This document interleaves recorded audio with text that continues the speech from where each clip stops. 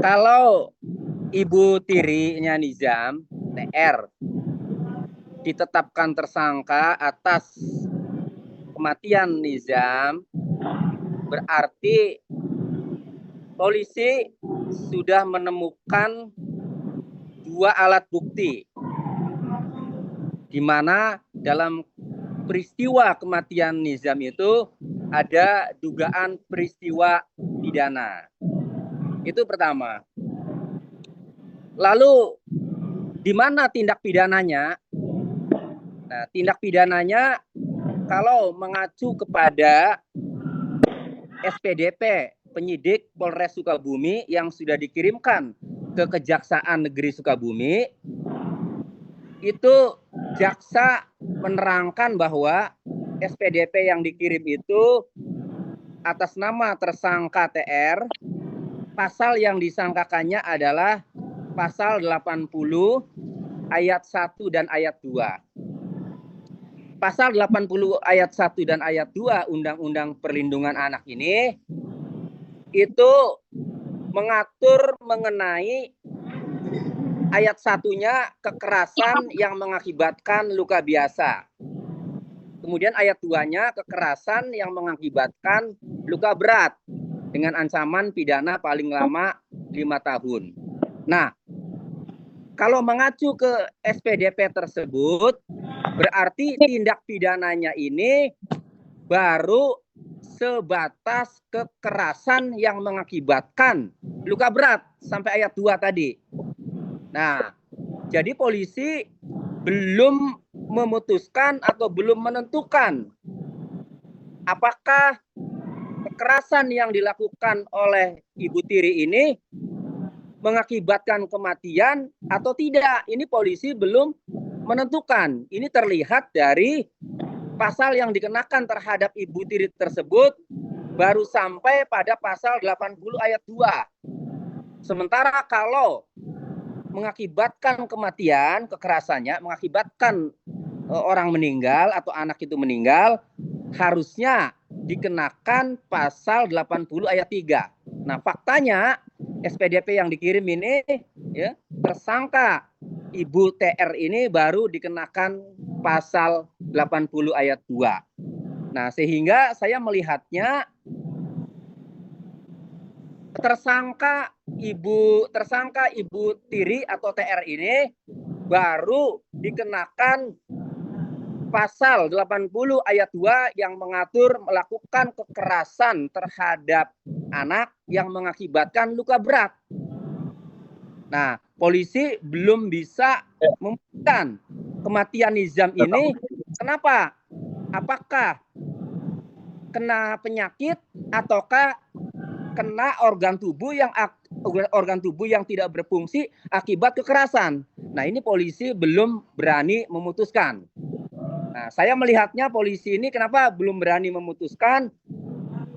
Mungkin karena menunggu hasil otopsi yang belum keluar. Nah, jadi nanti kalau hasil otopsinya itu keluar, maka jelas penyebab kematiannya ini kenapa? Apakah penyebab kematiannya Nizam itu karena penyakit bawaan, ataukah penyebab kematiannya Nizam itu akibat kekerasan, di mana organ yang mengalami kekerasan itu kemudian tidak berfungsi misalnya. Nah, ini saya rasa polisi pasti masih menunggu hasil otopsi. Itu. Mas, tanggapannya mengenai akhirnya ibu kandungnya ini mengadu ke KPI, terus akhirnya melaporkan ayah kandungnya atas dugaan pelantaran, sama kemarin ke LPSK juga, ya kan? Katanya sempat ada teror yang dialami gitu. Mungkin boleh menanggapinya. Yang pertama terkait ibunya nih melaporkan ayah kandungnya ini atas dugaan pelantaran. Mungkin melihat Mas Tony seperti apa sih mungkin terkait laporan ini? Ya, memang penelantaran keluarga itu bisa melanggar hukum atau bisa dipidana. Itu bisa dikenakan Undang-Undang Nomor 23 Tahun 2004 tentang penghapusan kekerasan dalam rumah tangga. Nah, supaya dapat dituntut dengan penelantaran keluarga itu, ya, Berarti dalam hal ini kalau ibu kandungnya melaporkan ayahnya itu penelantaran keluarga, berarti dalam hal ini yang diterlantarkan adalah, yang diduga diterlantarkan adalah Nizam, anaknya, kan begitu. Karena kalau ibu kandungnya kan sudah cerai ya. Nah, supaya dapat dituntut dengan pasal penelantaran keluarga yang diatur dalam Undang-Undang Penghapusan Kekerasan dalam Rumah Tangga, berarti ayahnya itu harus dengan sengaja menelantarkan, tidak memberi nafkah, mengabaikan, sehingga anak jadi terlantar, sehingga anak tidak terurus. Itu. Nah, apakah benar ayahnya Nizam ini, Anwar Satibi ini, melakukan penelantaran keluarga? Nah, polisi memang harus memeriksa, ya, baik memeriksa saksi maupun saksi dalam ini pelapor ya, yaitu ibu kandungnya Nizam, maupun saksi-saksi lain yang di wilayah lingkungan keluarganya. Karena anaknya kan meninggal, sulit untuk dimintai keterangan, tidak bisa kan? Nah, makanya pasti memintai keterangan saksi pelapor dan saksi-saksi di lingkungan keluarganya. Itu terkait kasus penelantaran atau dugaan penelantaran keluarga yang dilaporkan oleh ibu kandungnya Nizam.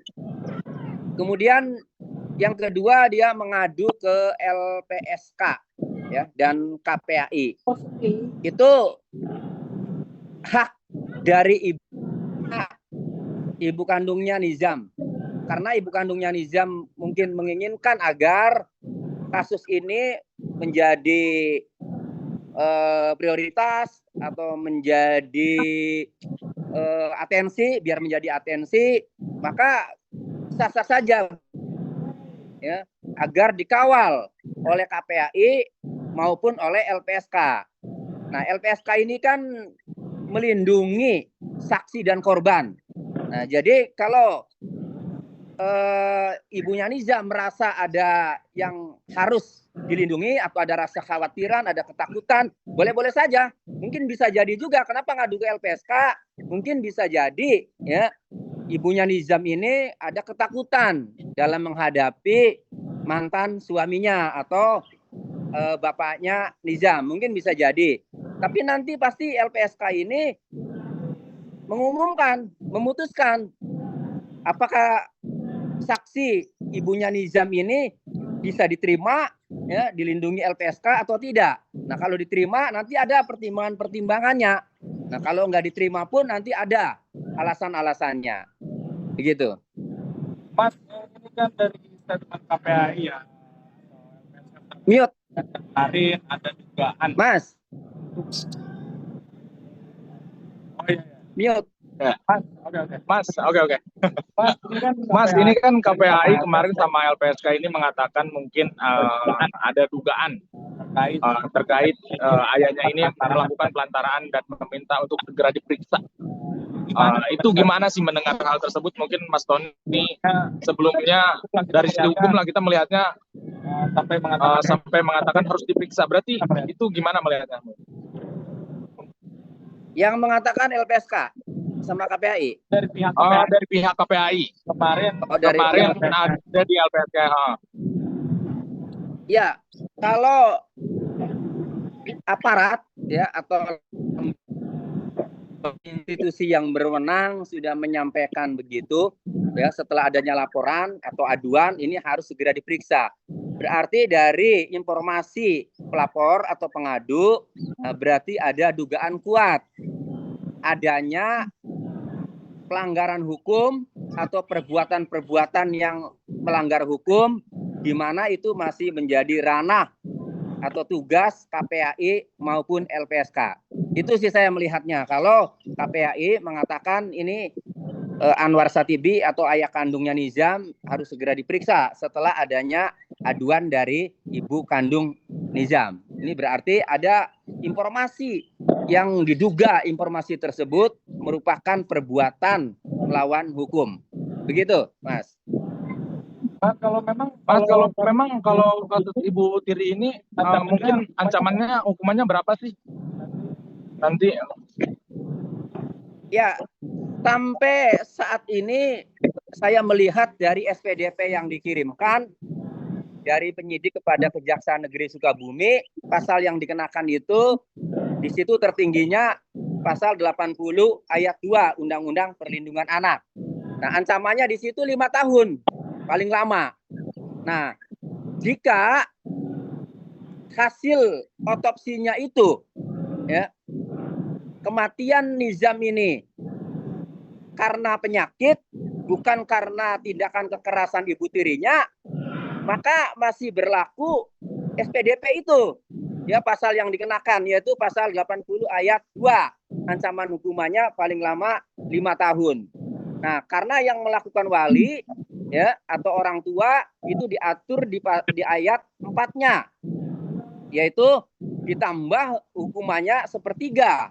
Ya, kalau sepertiga dari 5 tahun itu 1 tahun 6 bulan. Berarti 6,6 tahun ancamannya kalau penyebab kematiannya itu karena penyakit bawaan atau penyakit, kan itu. Nah, tetapi sebaliknya, jika nanti hasil otopsinya itu ternyata penyebab kematian Nizam ini ya, adalah tidak berfungsinya organ tubuh, dan organ tubuh itu karena tidak berfungsi itu karena dampak dari kekerasan.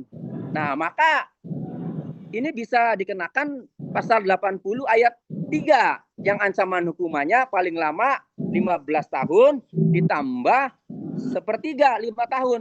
Jadi paling lama 20 tahun. Kalau hasil otopsinya penyebab kematian Nizam itu karena kekerasan gitu. Mas, besok kan Ibu Nizam ini berserta kuasa hukumnya akan ke DPR ya, Komisi 3 mungkin sudah mendapat atensi. Mungkin kalau terkait sampai ke DPR ini, Komisi 3 mungkin Mas Tony sendiri melihatnya seperti apa sih, Mas? Ya, proses hukum yang paling penting kasusnya kematian Nizam ini adalah di kepolisian.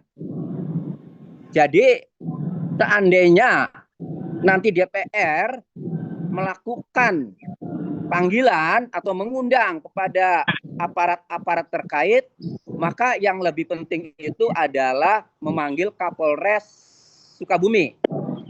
Nah, kalau Kapolres Sukabumi dipanggil, paling ya anggota DPR menanyakan dalam kematian Nizam itu disebabkan karena apa? Karena sementara ini kan pasalnya baru kekerasan yang mengakibatkan luka berat saja, bukan mengakibatkan mati. Ya, pasalnya baru 80 ayat 2. Nah, paling anggota DPR pasti menanyakan seperti itu.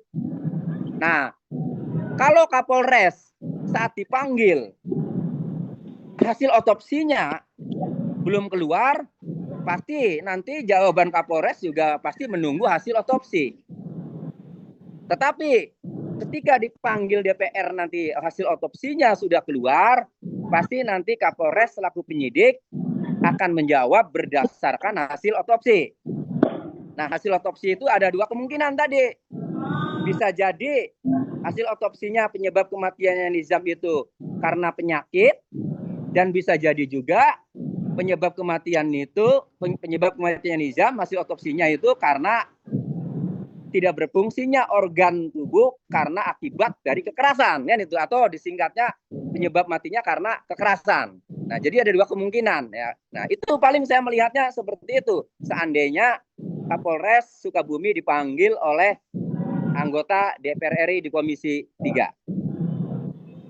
Mas, ini kan satu lagi terkait Mbak Rike Diah Pitaloka menyarankan untuk tidak adanya perdamaian. Mungkin Mas Tony sendiri setuju gak sih kalau misalkan kasus ini lebih baik tidak ada perdamaian atau restoratif of justice lah gitu?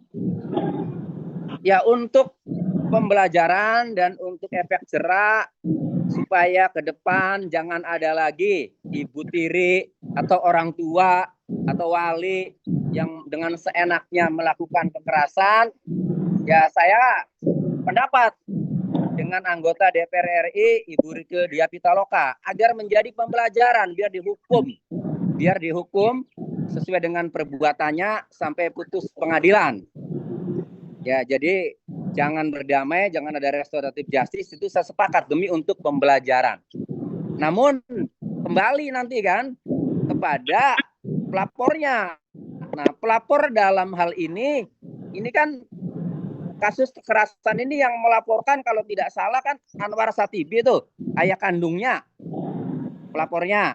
Nah, namun kalau tidak ada pelapor lain, maka kalau Anwar Satibinya itu, ayah kandungnya itu berdamai, ya bisa damai, bisa restoratif justice kan. Tetapi kalau ada laporan lain, misalnya laporan ibu kandungnya melaporkan hal yang sama, selain penelantaran keluarga, juga melaporkan adanya dugaan kekerasan terhadap mantan suaminya atau terhadap ayahnya Nizam. Maka meskipun ayahnya Nizam ini, Anwar Satibi ini, misalnya berdamai dengan Ibu Tiri atau restoratif justice dengan Ibu Tiri, tetap masih bisa diproses atas laporan ibu kandungnya. Itu ibu kandungnya ini, ibu kandungnya Nizam. Begitu. Terakhir Mas, ada pesan dan saran dari Mas Tony mungkin terkait kasus ini. Ya, pesan saya pertama kepada Bapak Kapolres Sukabumi agar segera memberikan penjelasan.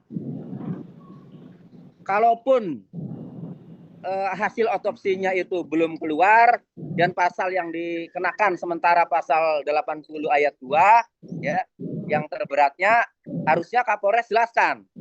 Karena kasus ini sudah menjadi sorotan atau perhatian publik. Jadi jangan sampai ya, masyarakat berharap Ibu Tiri dihukum seberat-beratnya, kan? Ekspektasinya dihukum seumur hidup, dihukum mati, tetapi kan, Kapolres menerapkan pasal yang ancamannya hanya 5 tahun, tapi tidak dijelaskan kepada publik. Nah, nanti masyarakat kecewa. Jadi harusnya dijelaskanlah kepada publik mengenai kenapa baru dikenakan pasal 80 ayat 2 Undang-Undang Perlindungan Anak ini. Nah, kemudian pesan kepada semuanya ya, ini berarti menjadi pembelajaran. Rumah tangga kalau masih bisa dipertahankan, dipertahankan. Jangan sampai kemudian bercerai, akhirnya anak itu diasuh oleh Ibu Tiri, ya, di mana kasih sayangnya tidak seperti ibu kandung. Ya, contoh kasusnya terjadi seperti ini, kan itu. Ya memang nggak semua Ibu Tiri, tetapi ini kan dijadikan satu pembelajaran. Artinya kalau bisa diantisipasi ya diantisipasi. Dan siapapun masyarakat kalau melihat ada kekerasan terhadap anak, harus segera melaporkan. Pertama mencegah. Kalau kemudian tidak bisa dicegah dan kelihatannya ini parah, harus melaporkan kepada aparat berwajib. Karena kalau terang-terangan dengan sengaja membiarkan sehingga anak itu mengakibatkan luka atau luka berat akibat kekerasan, maka orang yang membiarkannya ini bisa dikenakan pidana juga, yaitu pasal 80 ayat 1, 2, dan 3 tergantung akibat lukanya. Jadi orang yang membiarkan terjadinya kekerasan sama pelaku tindak kekerasan, kalau yang membiarkan ini sengaja menonton tidak mencegah, maka itu bisa dipidana juga. Demikian.